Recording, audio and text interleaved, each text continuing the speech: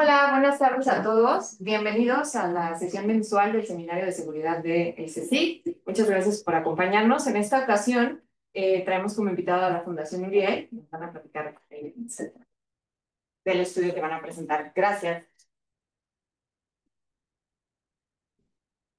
Muchísimas gracias, Jimé. Bienvenidos a todos y muchas gracias por estar aquí. Gracias a Antonella y a Tania por acompañarnos y por también abrirse desde una desconocida que se envió un poco el mensaje. Este, pues el día de hoy vamos a presentar los hallazgos de un estudio que nosotros realizamos desde Fundación Uriel, desde la perspectiva de género, en un tema que muchas veces no está visibilizado, que es el tema de las quemaduras, en un contexto en donde vemos las quemaduras solamente como accidente y desafortunadamente el más cercano que presenciamos fue el de Puente de la Concordia y nos deja ver y abre la pregunta, ¿no? De qué sabemos acerca de las quemaduras, cómo las atendemos, en dónde las atendemos y con quién podemos llegar a llevar a las personas que son víctimas de quemaduras. Cuando yo conocí a Joaquín de Fundación Uriel, el objetivo de nosotros al hacer este estudio era, uno, el poder visibilizar también el objetivo y la misión que tenía la fundación pero a través de los ojos de las mujeres. Pero para sorpresa y no sorpresa a la vez, pues nos empezamos a dar cuenta que las quemaduras también eran herramientas de un sistema que ha em, victimizado a las mujeres y que las ha utilizado, bueno, y que está escondido, ¿no? En la parte privada. Armamos este nuevo estudio. Les vamos ahorita a platicar acerca de los nuevos hallazgos, de cómo fue que llegamos también a este tema. Vamos a tener un panel con personas muy interesantes y que han dedicado su vida y su carrera a la parte de la perspectiva de género. Pero antes quiero darle la palabra a Jackie para que nos cuente un poco acerca de Fundación Uriel y que ustedes también sepan desde qué labor estamos haciendo esto.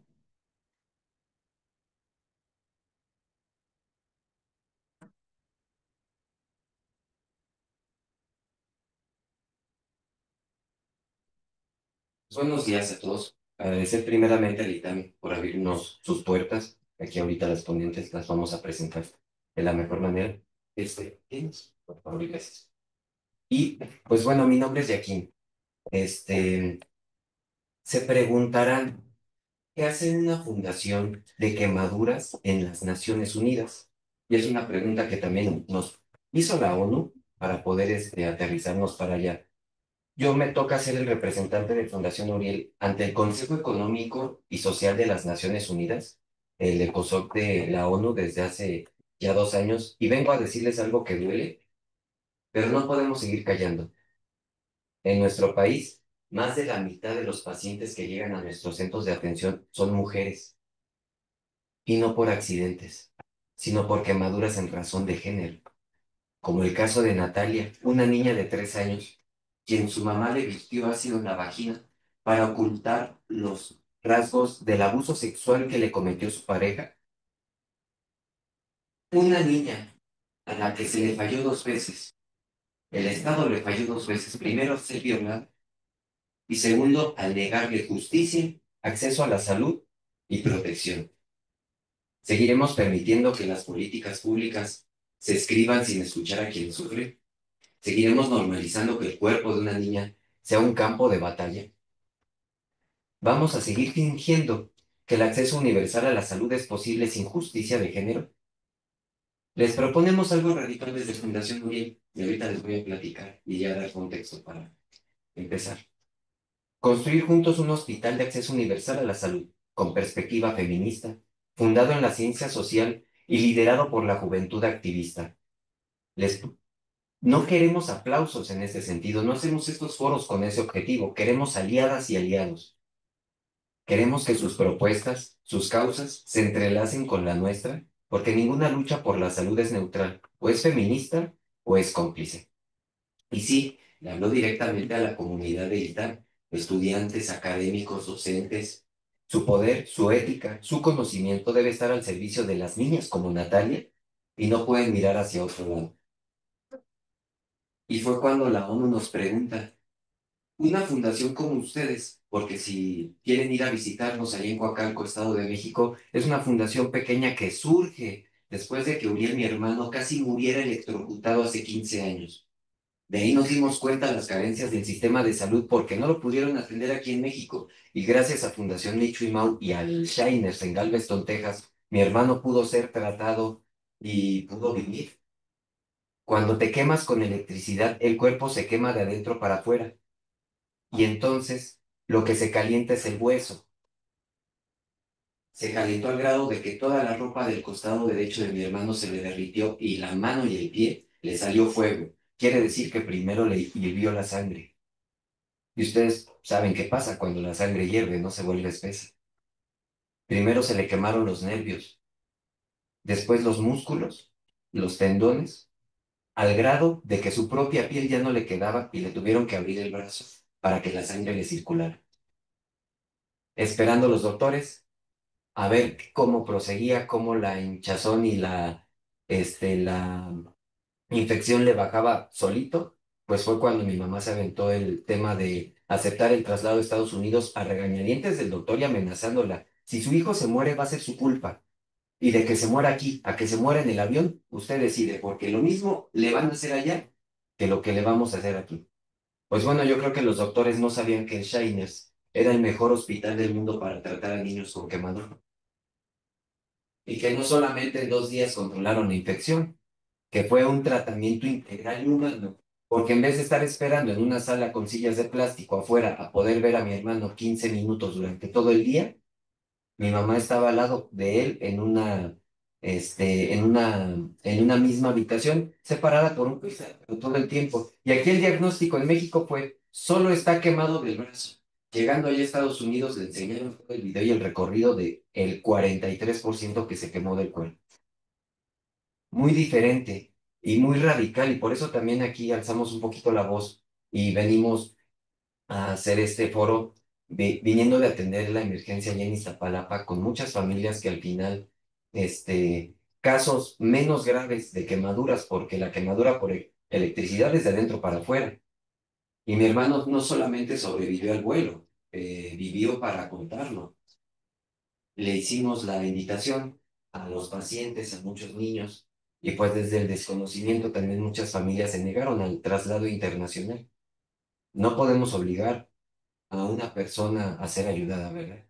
Pero lo que sí podemos seguir haciendo es compartir esta información para que no les llegue a pasar y si les pasa sepan que no están solas ni solos, ¿no? Y en este caso, que nos atañe y también lo que venimos a hacer la invitación a la reflexión, la repercusión de las quemaduras en razón de género y pues lo que venimos aquí, ¿no? Entonces, yo les agradezco este espacio desde el más sentido saludo de la presidenta de Fundación Uriel, desde Uriel, mi hermano, que no solamente sobrevivió, se casó la semana pasada y ya tiene 2 hijas. Entonces, pues es con esa esperanza de vida, ¿no? Nuestro lema es gratitud de que nos viva y por eso les agradezco. Y asimismo, pues quiero empezar este espacio presentándole a quienes nos van a acompañar aquí en el panel. Haciendo unos pequeñitos problemas técnicos con mi red y en la computadora, quién sabe por qué no. Bueno, este estudio y estos diálogos que venimos aquí desde la perspectiva feminista es sobre el impacto que ha tenido la fundación, el impacto que ha podido desenvolverse y la voz que hemos podido alcanzar ahí. Es por eso que hoy agradezco la presencia y el acompañamiento de Cintia Ortiz, que es directora estratégica de Sánchez Labrador y López Martínez, activista feminista. Un fuerte aplauso, por favor. Igual queríamos presentarla. Sí, le estamos invocando para que pase rápido el tráfico. Asimismo, a Tania Hernández, coordinadora de prevención de violencia y discriminación en X Justicia. Un fuerte aplauso.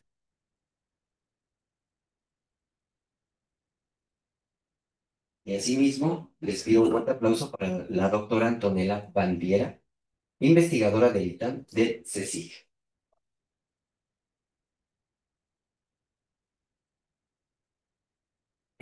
Naomi, Sí, muchas gracias. Ya para abrir el tema del panel, me gustaría, si me pueden ayudar con la presentación, a la slide 4, por favor.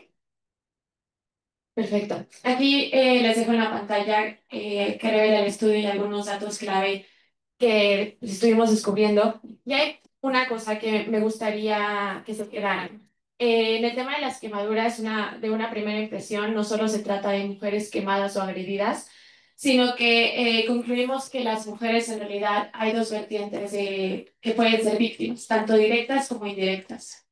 De manera indirecta, porque ella puede ser la víctima, el sujeto de ataque de agresión y por lo tanto de una quemadura.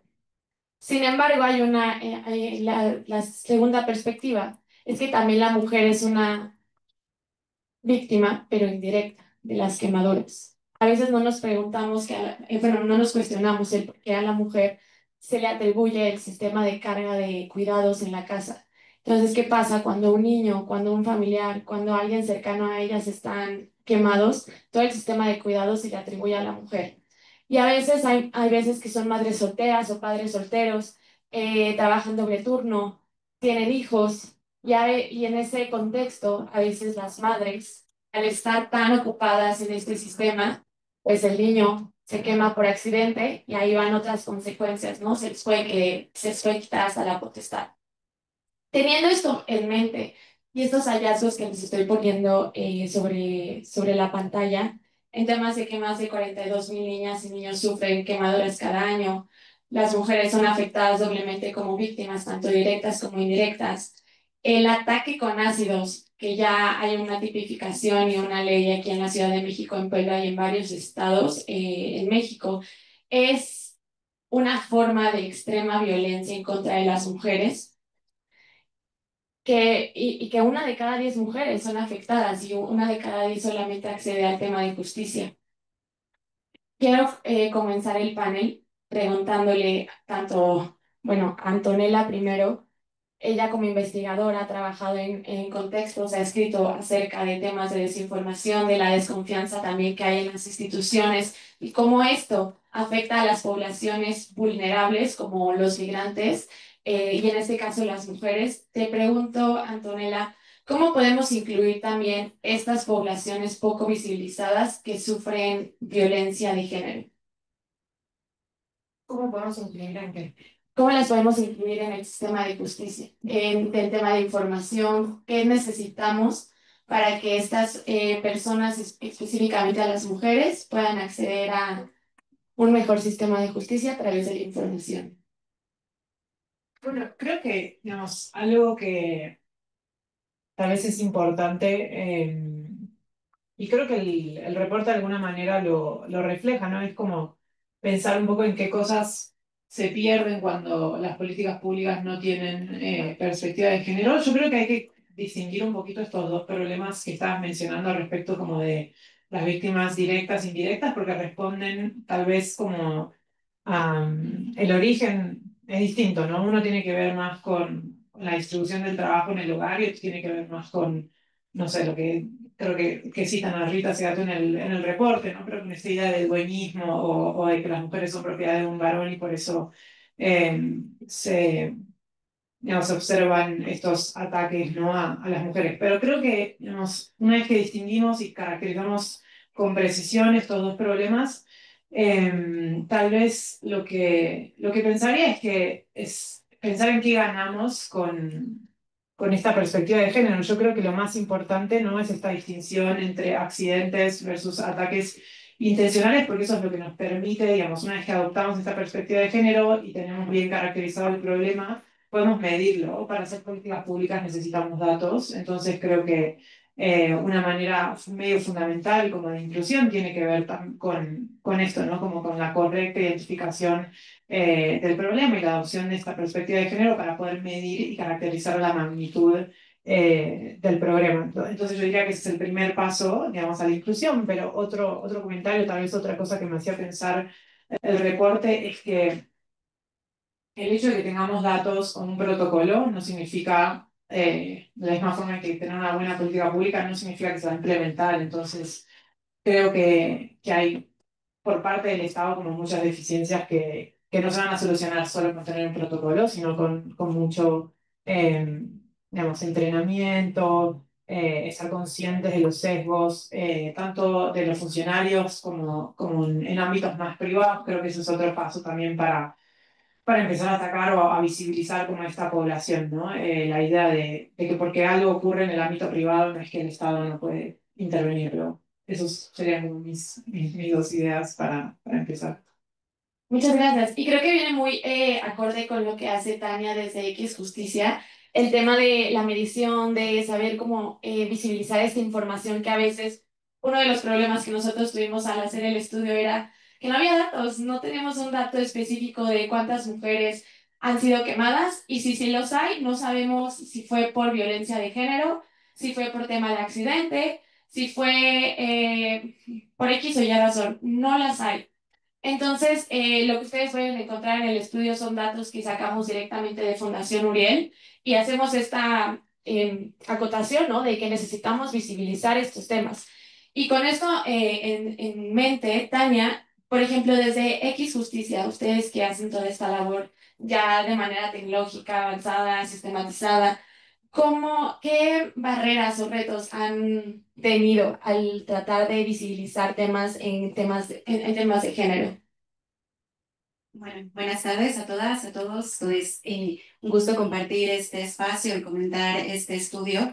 Regreso a la pregunta que incluso le hacías a la doctora Bandera, o sea, el tema del acceso a la información y el tener pues datos que nos den cuenta no solo de la magnitud de este problema que se está manifestando, sino de qué forma o cuáles son sus características, cómo se ven, quiénes, si hay una incidencia mayor por, no sé, rangos de edad, que son algunas cosas que se están intuyendo, podría decir, a partir de la información con la que cuenta Fundación Uriel y que es la que está plasmada en el estudio. Ese sería, me parece, como el primer paso, algo con lo que nosotras nos hemos encontrado desde X, cuando queremos empezar a hablar de no ya solamente atención o sanción, sino prevención y como tal protección ante las violencias, y ahora aún un poquito más en por qué el plural, pero tiene que ver con, uno, sí la ausencia de datos y dos, con que muchas veces se compartimentaliza o se ven como fenómenos aislados estas manifestaciones de violencias cuando en la realidad se están ocurriendo de manera entrelazada y se están dando como en un contexto particular que sí es muy importante comprender y entender. Entonces, desde ese lugar, primer reto, definitivamente no hay datos. Hay algunas intuiciones, hay bases de datos sumamente sólidas, ahí está la ENVIRE, pero no conocemos en su totalidad la profundidad de ciertas manifestaciones de la violencia. Segundo, aunque tenga el Estado el mandato de recopilar esa información, hay serias deficiencias tanto en la capacidad técnica de las personas responsables de recuperar estos datos, como incluso en la forma en la que se está categorizando, se están entendiendo ciertos fenómenos. O sea, hay incluso diferencias en si se habla de violencia de pareja o de violencia en el ámbito familiar. O sea, no es lo mismo como lo entiende el ENVIRE que como lo recopilan primeros respondientes, que son las policías. Y eso sube a Banabin, que es este Banco Nacional de Datos de Violencia, y entonces ya no te cuadran, digamos, los datos. Y hay otras instituciones que también tienen la responsabilidad de hacer esta identificación, instituciones de salud, por ejemplo, que tampoco lo están haciendo. Entonces, ahí viene otro reto y con eso lo dejaría, que tiene que ver con que en México, esa es una postura institucional de nuestra organización, a pesar de que hay un marco normativo bastante sólido, diría yo, en términos de reconocer que la violencia contra las mujeres y niñas es un problema importante. La respuesta que se ha dado en términos de instrumentos de política pública va sobre todo centrada a sancionar. Y cuando se pone el peso en la sanción, en el castigo, en la denuncia, o se piensa que todo acto de violencia es un delito, ahí perdemos un montón de acciones preventivas y de identificación de situaciones de riesgo. Y vuelvo al ejemplo de instituciones de salud. Ellas tienen una norma, la 046, por la cual cualquier manifestación, incidente, cosa que digan, bueno, esto parece violencia, hay una situación de riesgo, hay aquí una mujer, una infancia que está, pues se ve, no tendría por qué haber una denuncia de por medio para que esa mujer o esa niña reciba protección. Y sin embargo, sigue muy presente esta idea de que si no hay denuncia de por medio, no se puede activar todo el aparato estatal para atender y para responder. Entonces, esa creo que sería otro reto muy importante. Hasta ahí lo dejo. Muchísimas gracias, Tania. Le doy la bienvenida a Cintia, que ya nos va a acompañar a la mesa. Bienvenida, Cintia. Y te doy contexto porque creo que tú puedes abundar mucho en este tema.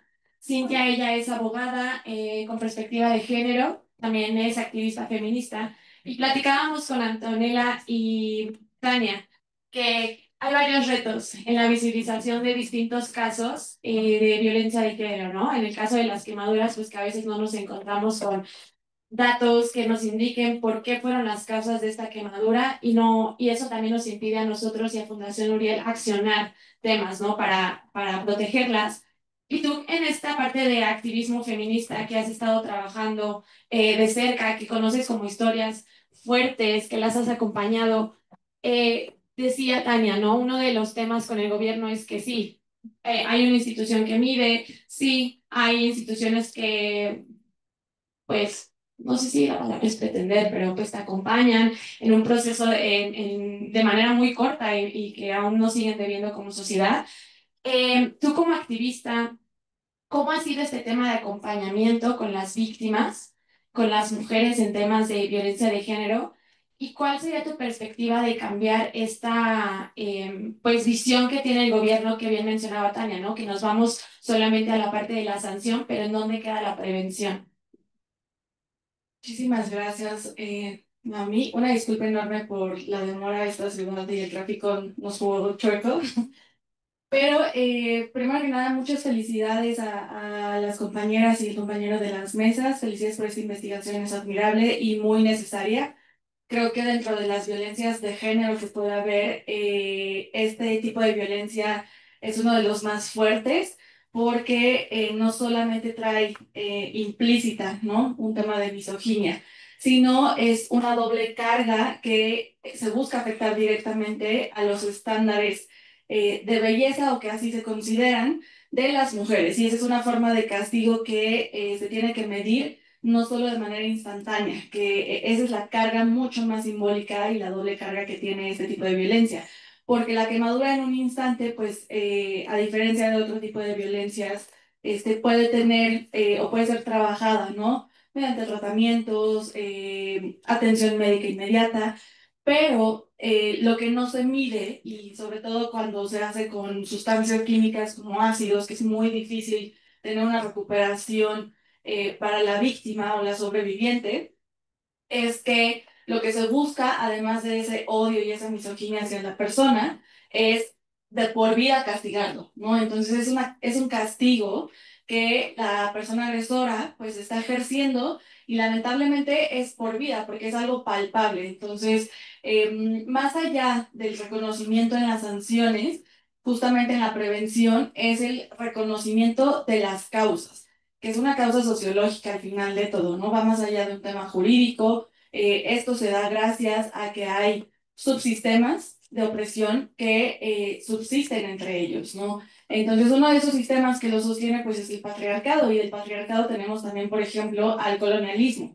El colonialismo también lo que busca, y parte de cómo explicar este tipo de violencia, es que justamente lo que se busca dañar, pues, es la belleza, por así decirlo, de la persona, ¿no? Pero entonces también nos vamos a términos de qué es belleza conforme a los estándares occidentales o conforme a los estándares no occidentales, ¿no? Entonces también entra un papel muy importante de estos sistemas porque lamentablemente son sistemas que incluso durante el proceso de recuperación de las víctimas y sobrevivientes, pues pesa el día a día. ¿No? Al final es muy distinto, y esto no se trata de una competencia entre víctimas porque no es así, pero sí hay que tener esta perspectiva interseccional. Es muy distinto a lo mejor una sobreviviente de tentativa de feminicidio que a lo mejor se queda en tentativa, ¿no? Que no fue, o lesiones no graves, que pueden sanarse mediante un proceso médico, un acompañamiento psicológico, incluso psiquiátrico, y que con el tiempo van avanzando y es posible que se puedan, pues que se tenga una reinserción social.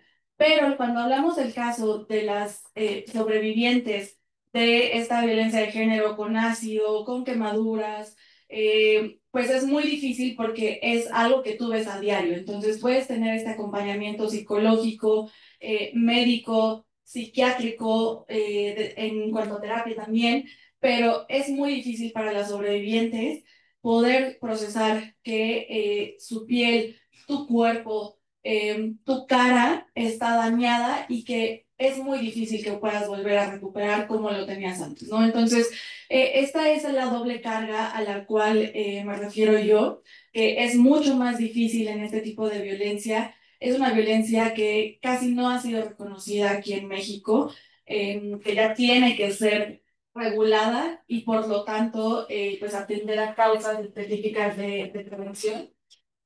Una de esas causas específicas de prevención, y con esto concluyo, es algo que tiene que ver de manera estructural con todas las demás violencias de género, ¿no? Desde dónde viene este querer dañar a una persona simplemente por existir, simplemente por ser mujer o simplemente por su condición de ser mujer o incluso parte de la comunidad trans, porque recordemos que también dentro de esta misma violencia de género, esta interseccionalidad nos permite saber que incluso, y hay muchas cifras no conocidas, que también afectan directamente a la comunidad trans, ¿no? Entonces, es muy importante entender de entrada que la base que sostiene a estos tipos de violencia son sistemas de opresión.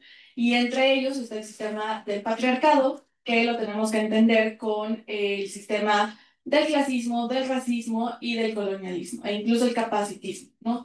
Entonces, a partir de esta perspectiva, toda la medida que sea preventiva no va a poder tener buenos resultados si no se tiene estos tres objetivos, ¿no? O sea, considerando desde dónde vienen, por qué vienen, es decir, aquí, a manera de ejemplo, de entrada, pues hay que empezar a hablar de que la belleza, los estándares que nos han establecido como belleza occidental, pues no es la única que existe, ¿no?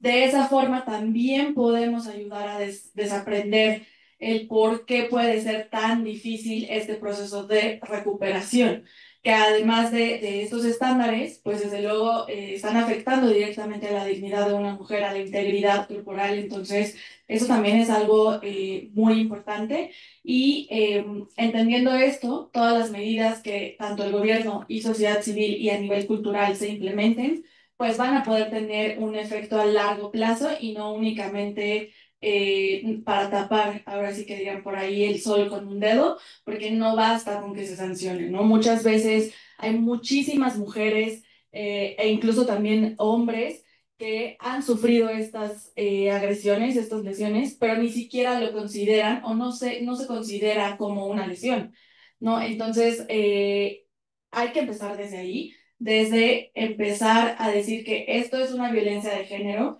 el por qué, que se entiende el por qué, para poder entonces ir a lo que ahorita ya está, que son algunas sanciones, y poderlo reclamar, pero si no sabemos qué es, ni cómo se clasifica, ni cómo algo que tú me estás haciendo se puede llegar a interpretar como violencia de género, pues es muy difícil que entonces las sanciones se puedan aplicar y por lo tanto que haya medidas de prevención que disminuyan estas cifras.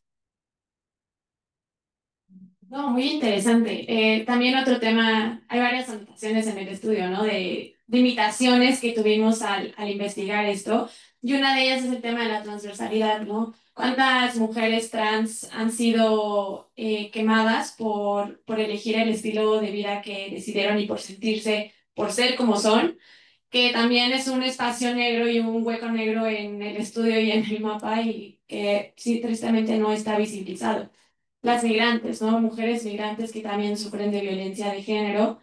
Y ahí me encantaría dar la palabra a Antonella desde la parte de estudio, desde la parte académica, cómo han logrado pues sí, visibilizar estos datos, cómo han logrado también ustedes desde la academia impulsar estas políticas públicas que bien mencionas que hacen falta y poder hacerlas integrales. Em, ¿Sabes? Puedo contar un poco, ¿no? Sobre un proyecto en el que estoy trabajando ahora sobre migración, tratando de entender un poco cómo las consecuencias como de la externalización de la política migratoria de Estados Unidos impactan sobre México y creo que estamos hablando un poco a este problema de falta de datos que mencionábamos antes. Creo que algo que a nosotros por lo menos nos fue útil a la hora de tratar de caracterizar la violencia que sufrían como los migrantes fue ponernos muy creativos con las fuentes de datos. Y eso nos llevó a descubrir que había mucha más información de la que pensábamos. Por ejemplo, encontramos como esta fuente de el sistema de ingresos hospitalarios que tiene más de 108 códigos de diagnóstico que nos permitió como entender todas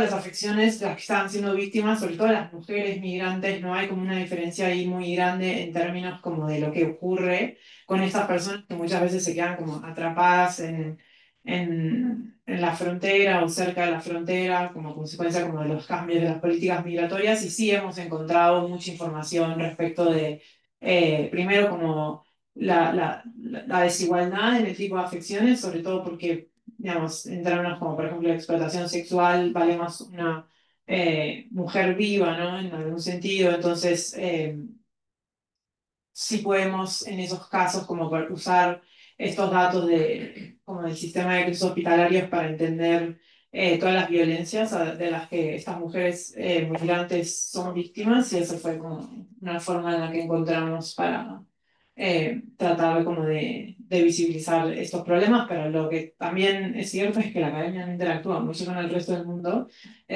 por problemas propios, ¿no? Como de la academia y también porque es a veces difícil, ¿no? Como influir en la discusión pública, entonces creo que es definitivamente es un problema importante, ¿no? En el que creo que también tenemos que ponernos un poco más creativos, ¿no? Cómo hacer que esto se vuelva un poco más, eh, no sé si, sí, conocido, ¿no? Como que se vuelva una conversación que podemos tener no solo en una universidad, sino también en otros contextos. Sí, muchas gracias. Igual si quieren hacer un comentario adelante. Pero también creo que tocan varios puntos nuevos, ¿no? El tema de muy buenos. El tema de la voluntad política es un tema que en sexenios pasados no lo teníamos y apenas comenzó a cambiar hace unos 12 años más o menos, ¿no? El tema de visibilizar que la mujer pues no está en lo privado, sino que debe estar en lo público, debe estar en la toma de decisiones y debe de darse un sistema de apoyos también sociales, pues porque nos debe, ¿no? La sociedad históricamente se le debe a la mujer en muchos aspectos. Y en este sentido, Tania, te pregunto, ahora que tenemos a la primera presidenta mexicana, se hizo la nueva Secretaría de la Mujer, tenemos la Secretaría para la Prevención de la Violencia, hay una voluntad política que se ve en medios y en redes sociales y todo el mundo llevamos el corazoncito a morado y verde, la presidenta apenas en el grito se vistió de morado, teniendo como este lenguaje no verbal de es un gobierno de mujeres y para mujeres. Teniendo esta voluntad política que no habíamos tenido antes, ¿qué es lo que está faltando para poder crear pues mejores proyectos, o sea, ser accionables y de que, por ejemplo, haya una apertura más para el tema de la academia, para que haya una apertura de colaboración en tema de sociedad civil? Desde tu perspectiva, ¿qué es lo que falta si antes era la excusa de que no teníamos voluntad política? Hay muchas capas en tu pregunta, me parece. Son cosas muy complejas. Discúlpenme el refrán coloquial en un espacio académico, pero como dijera Niurka, no se dice, se hace. Creo que en términos simbólicos hay buenas señales. A ver, el nuevo gobierno, la nueva administración está apuntando a que efectivamente la erradicación de la brecha de desigualdad entre mujeres y hombres es un tema prioritario. El tema de que hayan cambiado el Instituto Nacional de las Mujeres a una secretaría no solo es un cambio nominal, o sea, en términos de cómo se articula este instrumento de política pública, implica pues otro tipo de facultades, implica colaboración o coordinación con diversas instituciones, implica dinero. Entonces, desde ese lugar, o sea, sí es una señal positiva, me parece, que va encaminada a reconocer que hay un interés real por de la administración pública en este tema, pero cuando nos vamos a los hechos, a lo que se hace, pues tenemos apenas el paquete de este presupuesto de egresos de la Federación. Y ahí cuando empezamos a desenmarañar a dónde se están yendo los recursos o cómo se está proyectando que se vayan los recursos para el siguiente ejercicio fiscal, pues empiezan a salir algunas, digamos, como que no cuadran, ¿no? Son como fenómenos que van en sentidos contrarios, ¿no? Hace poco quizás vieron notas de las colegas de la Red Nacional de Refugios muy alarmadas porque desaparece como tal la partida presupuestal en la cual por medio de la cual los refugios, más de 70 en el país, reciben fondos para operar de manera anual. Y los refugios como tal, como un instrumento de política pública, están pensados justo para atender a estas mujeres e infancias que están en situaciones de riesgo inminente. O sea, el riesgo es perder la vida.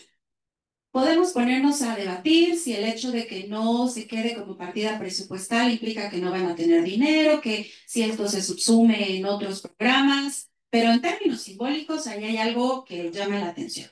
Luego, cuando revisas qué es lo que se está dando en el anexo 13, que es el que está pensado para transversalizar todo el tema de igualdad de género, y vemos que pues prácticamente todo ese dinero se está yendo a transferencias directas pensadas en programas que están sí para mujeres adultas mayores, sí para juventudes, pero pues quizás lo han visto en sus clases de políticas públicas, el hecho de nombrar que tu sujeto beneficiario a quien va dirigida la política es tal, no garantiza que efectivamente así sea. Habrá que ver cómo se están dando estos dineros, en qué se está traduciendo, en qué resultados nos está dando, ¿no?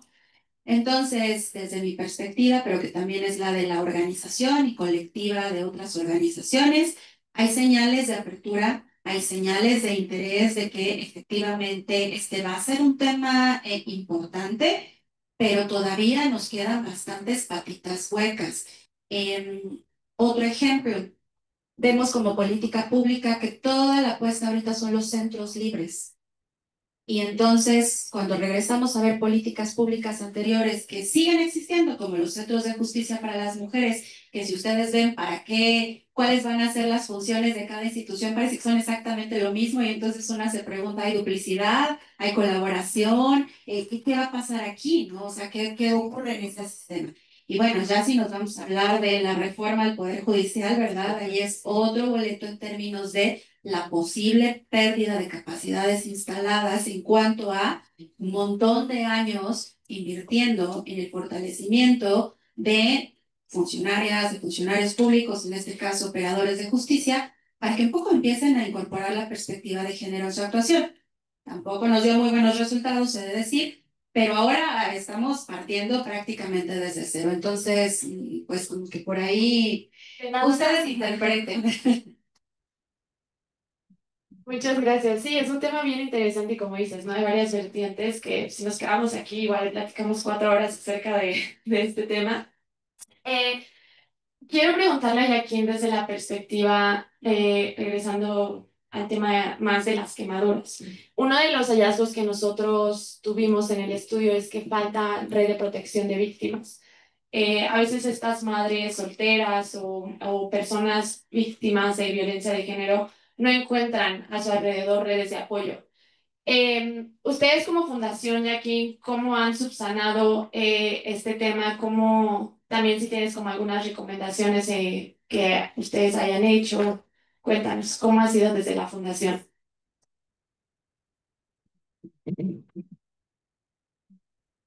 Bien, desde la fundación, el tema de las quemaduras es un proceso muy largo, muy amplio.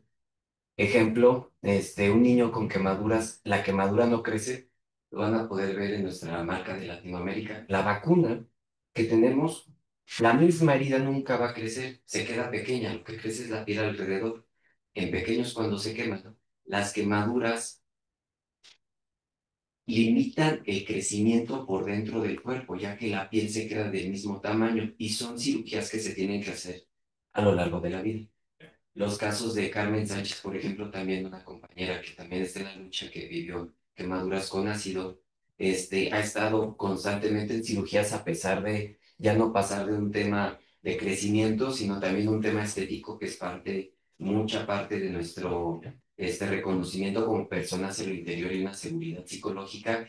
Y pues, imagínense si en el contexto del mejor hospital del mundo del Shriners, como crítica y aportación que le hicimos ahora que nos reunimos con ellos, ellos ven solamente el tema médico en Estados Unidos y su tratamiento integral es muy bueno en el desarrollo psicológico y en la atención hasta de trabajo social de la familia, del núcleo familiar y de las niñas.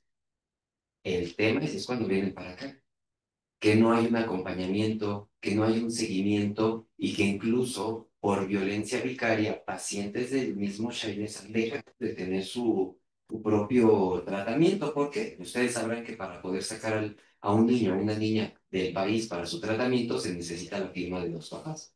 Y nos hemos encontrado en casos donde a la niña se le prohíbe el tratamiento porque el papá siente el miedo de que la mamá lo deje por irse a vivir a Estados Unidos. Caso inmediato, el papá abandonó a la familia y lo que él no quería que le pasara lo involucra, ¿no? Y aparte de la mamá de quedarse con la responsabilidad, pues los hospitales lo entienden como una negativa del servicio. Porque en efecto, un padre se está negando, uno de los padres necesita la firma de los dos.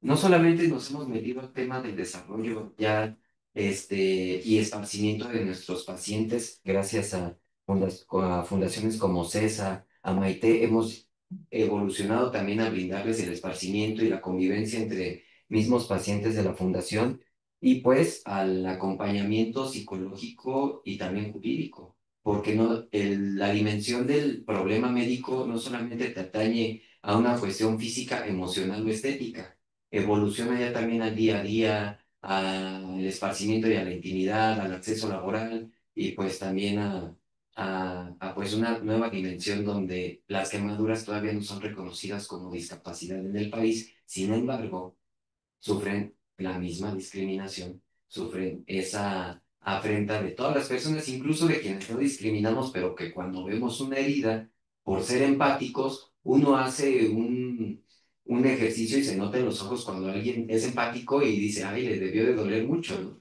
Pero del otro lado es una persona que está viendo nada más una reacción de las demás personas, ¿no? Entonces, es un tema que se tiene que trabajar mucho que como siempre les digo en todos los foros, las ONGs en todo el mundo surgimos de vacíos de poder, porque es un espacio donde no está llegando el gobierno y que más allá de preguntarnos que si deberían de tener más presupuesto o deberían de centrarlo con voluntad política, decimos, pues vamos a ofrecernos de voluntarios. Entonces también, igual atendiendo a los comentarios que hacía ahorita Tania sobre la producción de datos, las administraciones públicas tienen su alto rotación de personal en todas las administraciones, desde lo local hasta lo federal y lo municipal.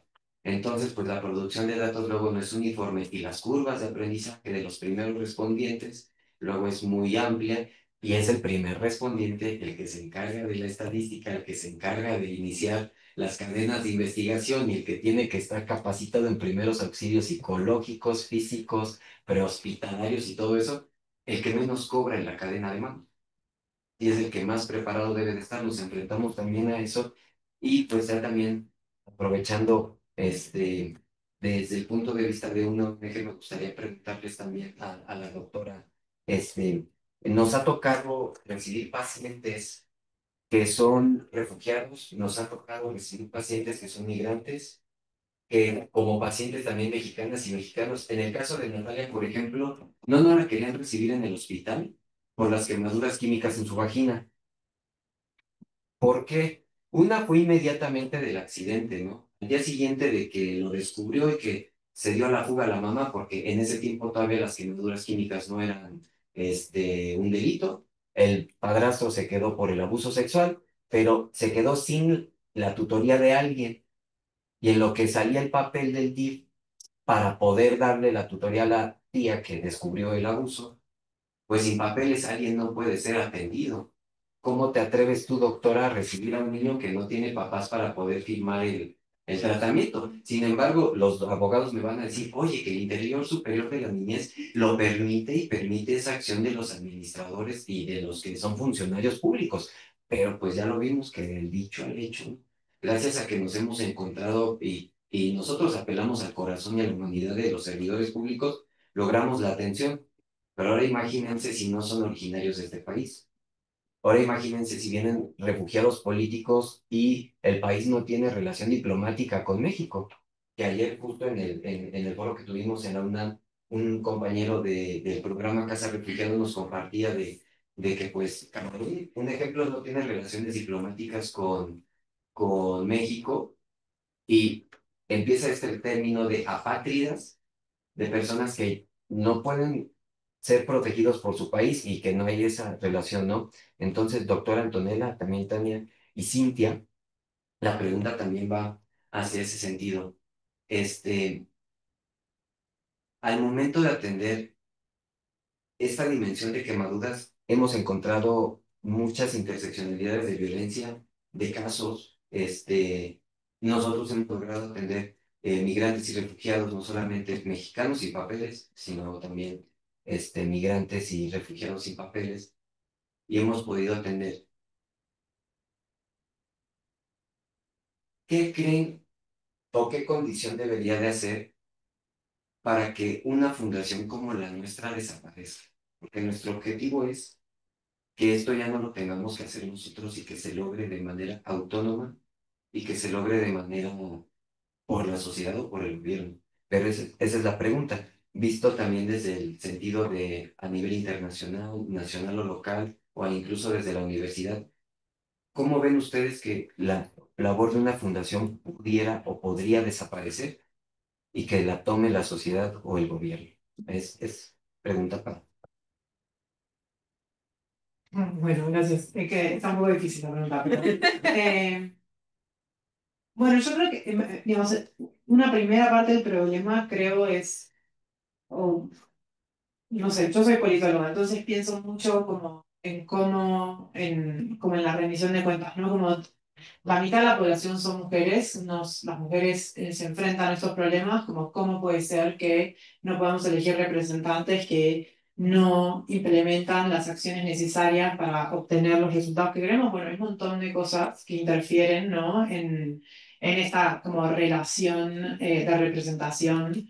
Y para los migrantes y los refugiados y las personas en necesidad de protección esto es todavía peor porque ni siquiera pueden votar, nadie los defiende, a nadie le importan y digamos, en general no, es muy difícil generar como una coalición de apoyo que defienda sus derechos, ¿no?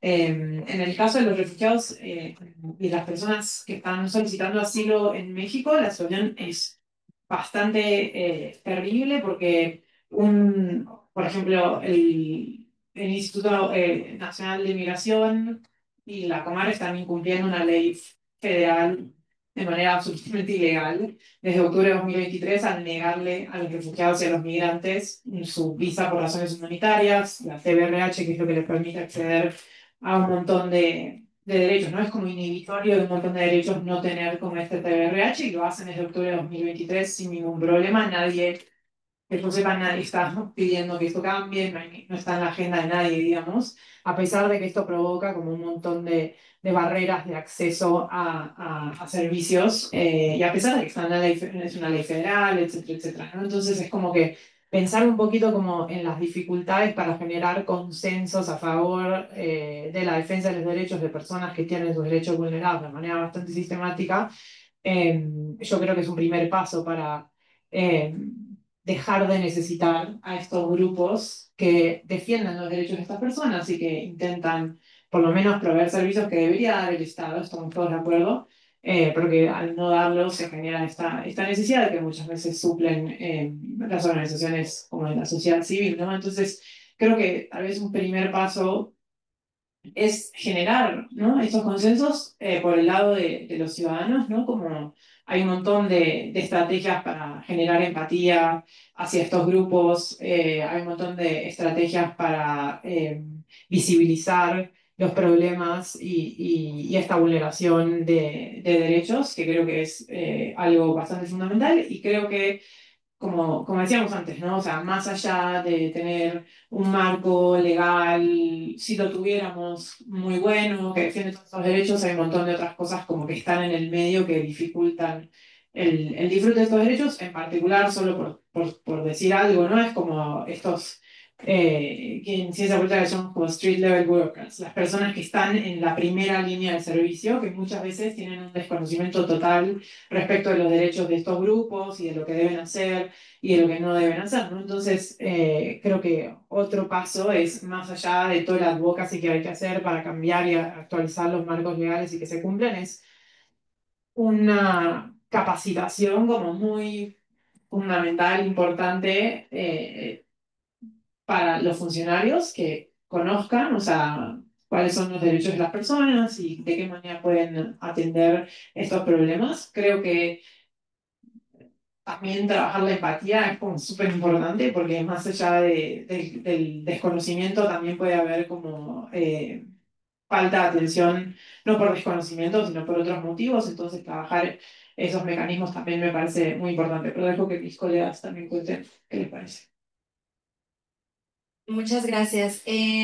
Retomando este punto, ¿no? En el tema de la actuación de las personas que, bueno, en este caso, no sé, las funcionarios públicos que son quienes están recibiendo, dando atención, acompañando estos casos, algo es difícil, ¿no? Es muy, muy difícil, pero pensando en una cosa muy concreta, tal vez, ¿no?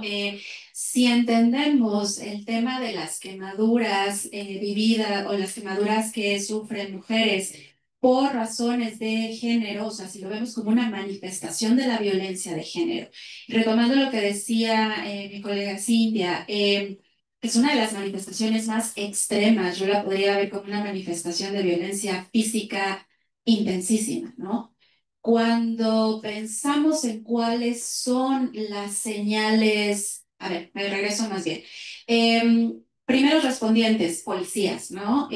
O personal de Ministerio Público, o ya como tal una persona jueza que no necesariamente tiene que ser el sistema, digamos, el ámbito penal, puede ser justicia cívica, puede ser un juez de paz, puede ser justicia comunitaria. Todas estas personas, cuando van a pensar en qué acción van a tomar en respuesta a esto que están ellos observando o identificando, si se trata de algo de violencia contra mujeres y niñas, en principio tendrían que hacer un análisis de riesgo. Y ese análisis de riesgo pues implica ver qué es lo que está pasando en esta situación en particular y en el contexto en el que se encuentra esta mujer o esta infancia. Si de entrada no se puede ver desde este lugar que una quemadura de cierto tipo puede ser una manifestación de violencia, pues ahí hay un riesgo inminente donde el Estado suelta su responsabilidad. Tal vez queda más claro con un ejemplo. Hace un par de años estábamos trabajando con justicia cívica, que son tal cual a nivel municipal, esto en Guadalajara. Y nos están contando que ellas no atienden nada que sea penal, pero que hay cosas que parecen violencia de género. Y entonces nos comparten un caso donde les reportan que hay un automóvil ahí en la vía pública que se está incendiando, van, atienden, y como de pasadita nos dicen, y pues es que había una señora dentro del coche. Y nosotras, pues, escuchamos a las funcionarias, nos comparten y es como, bueno, usted considera que tal vez ahí había una situación de riesgo inminente y que hay un factor, elemento de género donde quizás había un intento de feminicidio. Cambiar esas nociones, esas ideas, como de entender un hecho concreto para poder empezar a identificar estas situaciones de riesgo, podría tal vez ser una cosa concisa que ayude como a ni siquiera llegar a la situación extrema donde ya se manifestó este tipo de violencia, ¿no? Y con eso lo dejaré. Muchas gracias. Híjole, está complicada la pregunta, porque al final creo que ahorita comentaron algo también de que la academia luego no sale mucho a las calles, ¿no? Y sí es una cuestión, pienso yo, que estructural. No solo le compete ni al ámbito de política pública, ni al ámbito jurídico, ni al ámbito judicial, porque al final estos sistemas han permeado en cómo nos han educado generacionalmente. Entonces, de entrada, pues desde la Secretaría de las Mujeres, como bien comentaba Naomi, creo que están haciendo un muy buen trabajo. Sin embargo, también es importante tener en cuenta que no se puede solucionar ni en un año, ni en dos, ni en un sexenio, violencias estructurales que vienen desde hace casi un siglo. Entonces, me encantaría decir que existe una fórmula perfecta para desaparecer las fundaciones, es decir, que no exista la necesidad de que tengan que existir y que tengan que hacer activismo, pero lamentablemente yo no lo veo en un futuro cercano. Al contrario, creo que para poderlo colocar en la agenda pública y en la agenda política, esto apenas está empezando. Por ejemplo, ahorita yo me acuerdo que hace un par de años, casi 5 años, hacíamos investigaciones sobre el tema de cuidados y todavía no estaba en la agenda pública. No solamente Argentina estaba muy avanzado, pero en México no. Ahorita, gracias, la verdad es que, a que hay una nueva presidenta que trae muy bien puesta la agenda de cuidados, se ha implementado, ¿no? O sea, como bien comentaba la licenciada Tania, el hecho de que se haya cambiado una Secretaría de Mujeres es un mega avance, tan solo a nivel presupuestal. Entonces, creo que más bien es poner en la agenda pública que esta violencia existe para que se pueda hacer una agenda sobre la cual se tiene que trabajar y sobre la cual se tiene que exigir. Luego entonces se puede llegar con las personas servidoras públicas, tanto a nivel ejecutivo, federal, también judicial, desde luego, en las tres esferas, ¿no? Federal, estatal y municipal. Para poder empezar a cambiar esa perspectiva que no viene de cuando empezaron a ejercer el cargo, viene desde que tenían 2 años, cuando veían como a lo mejor, que eso es algo que pasa mucho en México culturalmente, las mujeres cocinan, las mujeres cuidan y los hombres proveen. Las mujeres no hablan y las mujeres aguantan las violencias en las casas, ¿no? Entonces, eso es lo que hay que cambiar. Por eso creo yo soy abogada, también internacionalista, pero dentro de las muchas luchas que he tenido la fortuna de estar, es que el derecho pueda tener esta perspectiva sociológica. ¿Por qué? Porque luego nos quedamos con que la solución es únicamente a nivel legislativo, pero la verdad es que es una ley que tanto puede pasar en un periodo legislativo como la pueden volver a echar para atrás en el siguiente periodo, ¿no? Entonces, es más bien tomar en cuenta los factores y elementos jurídicos que sí tenemos. Por ejemplo, aquí el caso que comentaban de cuando no hay relaciones diplomáticas en los estados, ¿no? Queda en total indefensión jurídica la persona y de entrada, a lo mejor un abogado o una abogada muy purista en cuanto a derecho internacional y diplomático les diría sí, no hay cómo defender. Sin embargo, tenemos instrumentos internacionales, tenemos normas jus cogens, que son todas las que, aunque un Estado no la quiera aceptar, protegen, ¿no? O sea, hay que también utilizar esas herramientas, sobre todo en derechos humanos, derecho internacional, que nos permiten brindar esta protección cuando existe ese vacío legal. Ahora, el tema justo del nuevo Poder Judicial, no es espacio para platicarlo, pero yo tuve la experiencia de ser candidata a ser ministra de la Suprema Corte, la candidata más joven. Fue un proceso sumamente limpio. Dentro del proceso hubo personas que yo conozco que quedaron como juezas, personas que vienen conmigo desde las luchas y que sé que van a hacer un gran trabajo porque vienen también desde fundaciones y desde el activismo. Entonces, esa parte sociológica, ese análisis, entra en todo, ¿no? Creo que nada puede ser ni negro ni blanco, siempre hay muchos matices. Y dentro de esos matices entra esta parte que yo me voy a atrever a decir que es uno de los sistemas más poderosos, que es el jurídico, para poder cambiar todas estas situaciones y obligar de alguna forma, ¿no? todos estos avances de cambiar un organismo que antes era, ni siquiera era descentralizado, es decir, que no tiene autonomía, más bien que tiene autonomía, perdón, era desconcentrado a una Secretaría de Estado que ya tiene autonomía de gestión, autonomía técnica, presupuesto propio, es un mega avance. Entonces, el tema también ahorita de que hayan llegado a espacios que históricamente estaban reservados, por ejemplo, en los operadores de justicia, para sí familiares de personas que internamente tenían la cúpula de poder y que han llegado perfiles que venimos del activismo, es de aplaudirse. Y también si logramos tener estos consensos, yo creo que todo en la vida son consensos, podemos lograr avanzar hacia que este tipo de agendas, que es muy necesaria que pongamos en la mesa, más allá de a partir de una historia de una sobreviviente, sea una agenda que todos sintamos empatía por ella, ¿no? Por ejemplo, eso ha pasado, así pasa en los movimientos sociales, creo que un proceso que viene también de los sistemas autopoyéticos, aquí nada más como un comentario. Este es un sociólogo que habla, Niklas Luhmann, de que los sistemas pueden transformarse, pueden destruirse, pueden crearse y pueden modificarse. Entonces, yo soy fiel creyente de que nuestros subsistemas que sostienen a la sociedad tienen estas características. Entonces, nada más es cuestión, principalmente, insisto, con los abogados y las abogadas, con el gremio jurídico, de no utilizar estas herramientas en favor de, pues, estos sistemas, ¿no? Al contrario, utilizarlos para que se puedan tener y explotar lo que ya tenemos. Lamentablemente hay muchas personas, y también viene eso desde la academia, entonces aquí no sé de qué disciplinas vengan, si solo ciencia política, relaciones internacionales o derecho, pero cualquiera de las tres podemos hacer este cruce y sobre todo tener este enfoque sociológico, ¿no? Y político. Todo es político, lo personal es político y lo político es personal.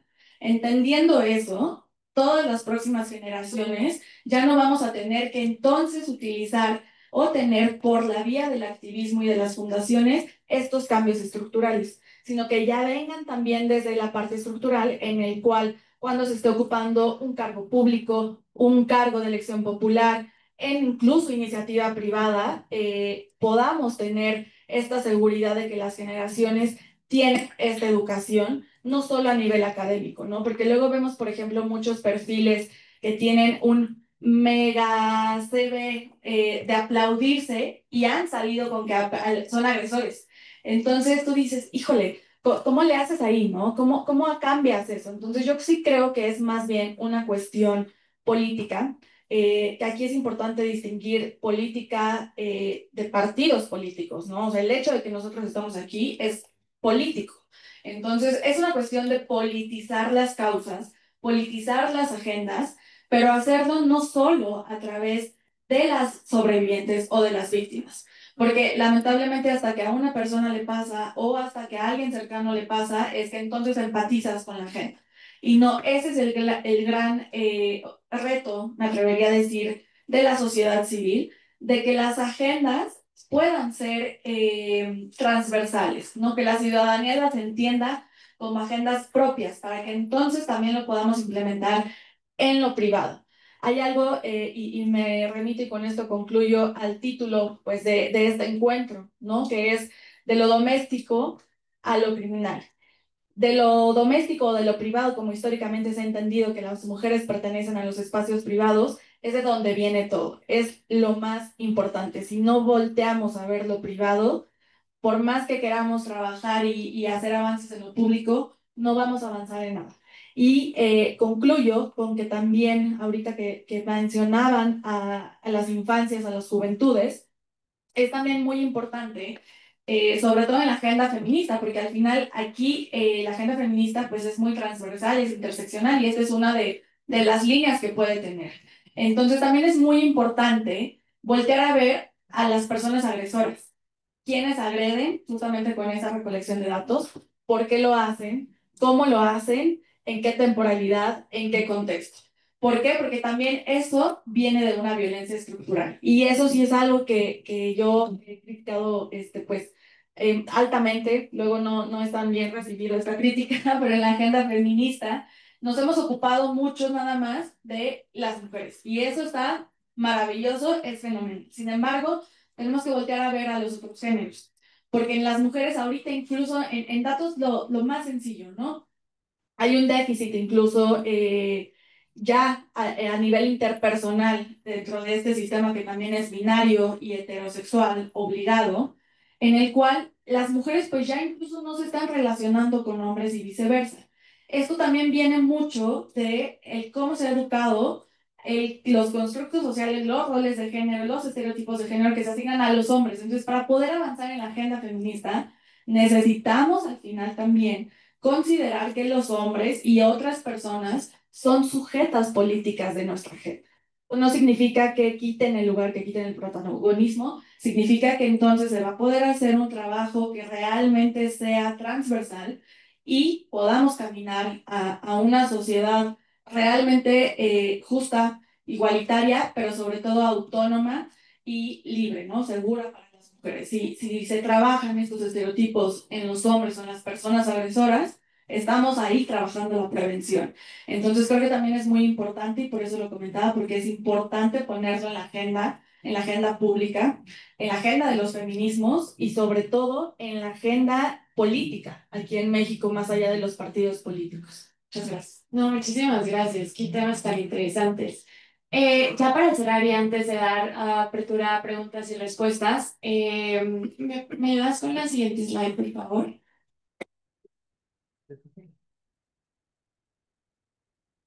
La siguiente.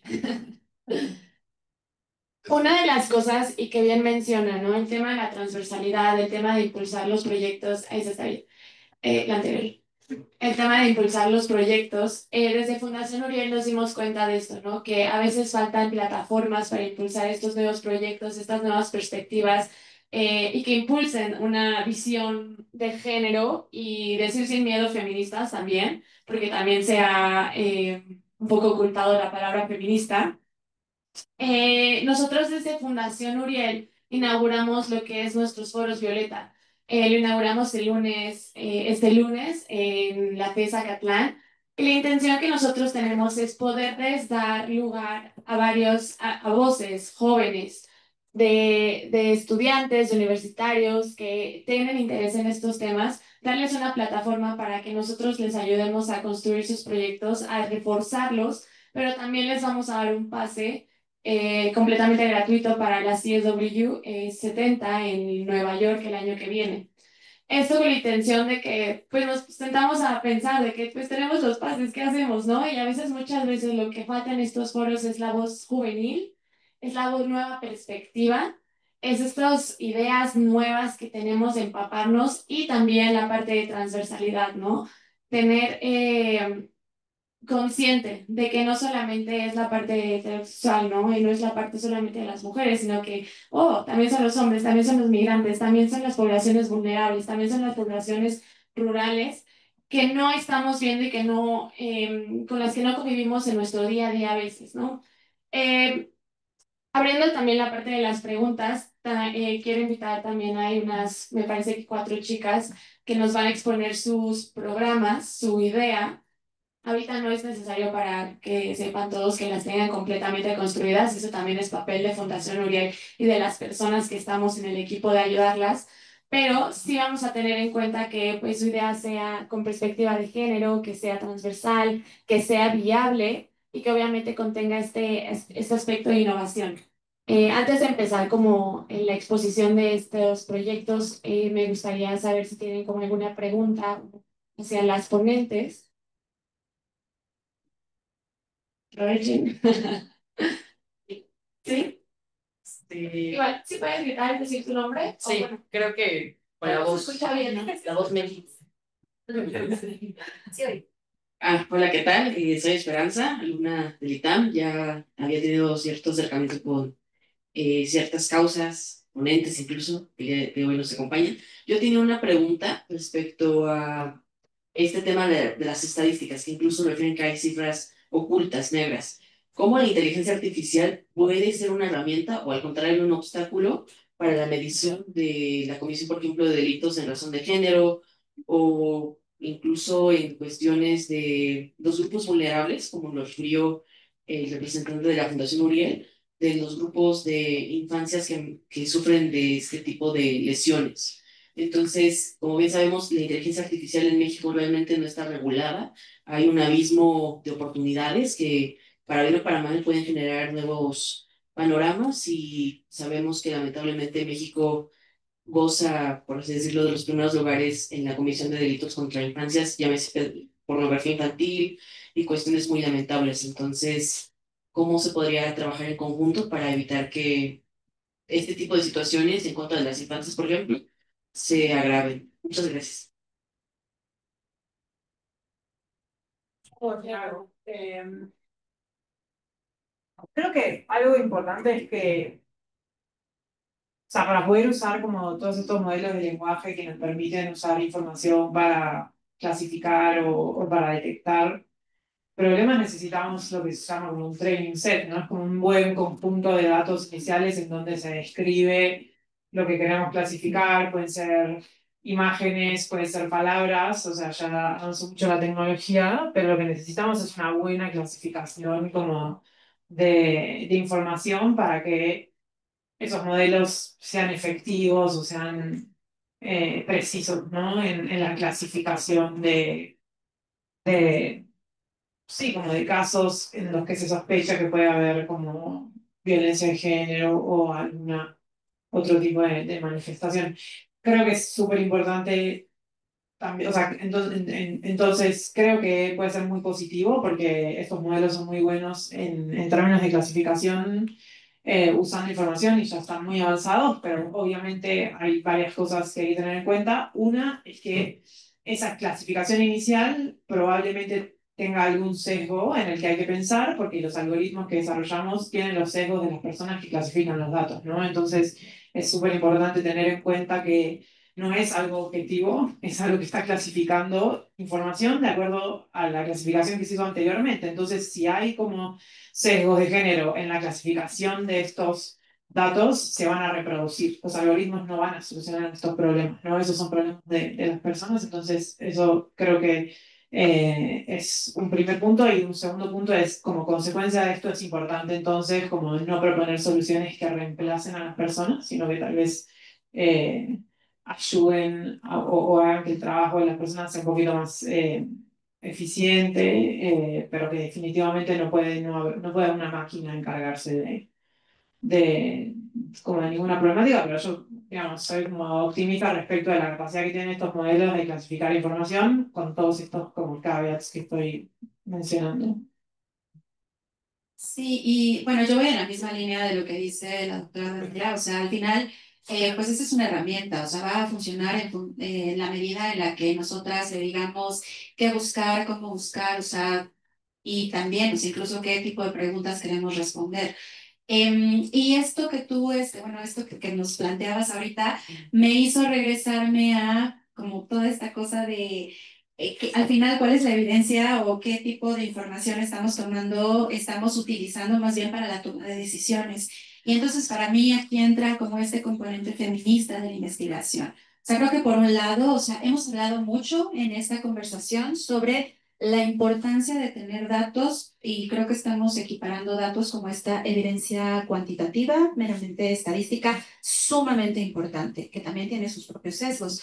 Pero desde la metodología de investigación feminista, pues creo que vale la pena recordar que existe esto que se llama conocimiento situado y tiene que ver también con la relevancia de regresar y escuchar directamente a las mujeres, a las comunidades, a las personas siendo directamente afectadas por ciertos problemas públicos y desde ese lugar tratar de entender, de caracterizar, de problematizar y pensar no solamente en lo que estos patrones o tendencias que nos está dando la información cuantitativa, que a mí me encanta, pero a veces no te cuentan toda la historia. Entonces, adelante con el uso de inteligencia artificial, igual cuando tuviéramos un montón de información y datos tan increíble, pero también regresamos a esta otra parte que tiene que ver con conocimiento situado, investigación cualitativa, sí, información cualitativa, valga como reiterarlo, ¿no? Desde ese lugar. Gracias.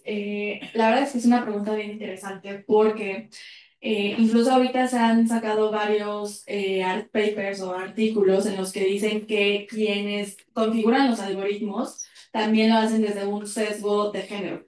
Entonces, al momento de que tú preguntas o utilizas la herramienta, viene ese sesgo de género porque así está construido el algoritmo. Entonces, creo que también es una lucha que desde las ciencias, pues de tecnología, matemática, etcétera, etcétera, ingenierías, se tiene que hacer que una haya más mujeres, ¿no? Porque es uno de los espacios en los que menos mujeres estudiantes hay. Dos, que las que ya están egresadas puedan tener este acceso e incluso también los estudiantes, pues en equidad, ¿no? Esta educación bajo una perspectiva de género. Y tres, yo destacaría un tema que aquí se me hizo muy interesante cuando mencionaste este tipo de delitos como pornografía infantil, incluso trata de personas, yo me atrevería a decir que generalmente, lamentablemente son a infancias, a niñas y a niños también, y de hecho en este proceso también se ha encontrado, seguro aquí el licenciado Millán nos puedes a lo mejor dar ese dato, pero cuando yo estuve como en tema de trata, encontramos que muchas también de las niñas que estaban siendo explotadas sexualmente, parte de la violencia que tenían, además de la física y desde luego la sexual, era también con quemaduras, ¿no? Entonces, aquí también es muy importante, pues, voltear a ver a las agencias de seguridad, tanto nacional y seguridad pública. ¿Por qué? Porque desde la parte de inteligencia estratégica, y Nao, tú conoces perfecto el término, ¿no? Tuvimos la oportunidad de estar cerca de la licenciatura en inteligencia, pues sí se utilizan ya herramientas de inteligencia artificial para toda esta parte de la detección del delito, prevención, etcétera, etcétera. Esos datos ahí están. La cuestión más que nada es que muchas veces cuando se involucran estos términos de seguridad nacional o seguridad pública, generalmente es información clasificada. Entonces, no es información o no son datos públicos.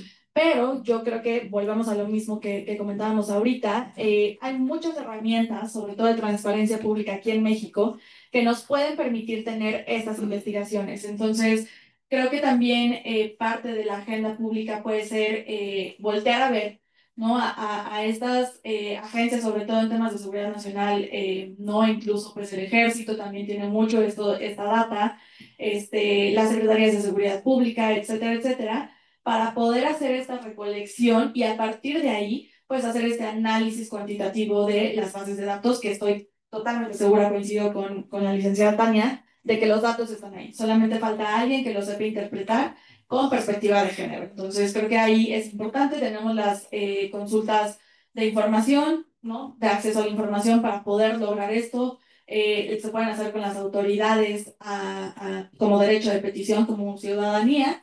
Y gracias, afortunadamente, pues tenemos un proceso en el cual si bien las autoridades no están obligadas a contestarnos lo que queremos, pues ahí entra justamente la práctica, la enseñanza jurídica para hacerlo, argumentarlo de tal forma que podamos llegar a obtener esta data, ¿no? Y tenemos también, pues, el proceso de ya como tal jurisdiccional en caso de que no se dé. Entonces, hay muchísimas herramientas, pero, insisto, creo que sí, lamentablemente es algo que, pues, sin que así sea, ni tenga que ser así, pero es la chamba que la sociedad civil hace y que gracias a sociedad civil tenemos. Entonces, pues yo espero que en algún momento podamos decir, ya no necesitamos sociedad civil porque ya logramos la chamba, pero bueno, lo veo un poco lejano y mientras es seguir en la lucha, ¿no? O sea, desde cada uno y cada una sus trincheras, seguir en esta lucha hasta que podamos tener esta data, porque la data, con esto concluyo, ahí está, coincido totalmente, ahí está. Solo es cuestión de poderla interpretar, de que la tengamos y pues bueno, nada, creo que eso es algo bien interesante con el tema de la inteligencia artificial. Sí, muchísimas gracias por la pregunta. Con esta pregunta voy a concluir el debate y la mesa que tuvimos de discusión. Les agradezco mucho a Cintia, a Tania, a Antonella y aquí. Muchísimas gracias por el aplauso. Creo que tener distinta, me vieron, todas ellas tienen una perspectiva de género desde distintas materias, de distintas áreas, también de aquí, nosotras porque somos mujeres, pero también de aquí, es eso, ¿no? Y creo que muchas veces vemos esto, la diferencia intergeneracional, ¿no?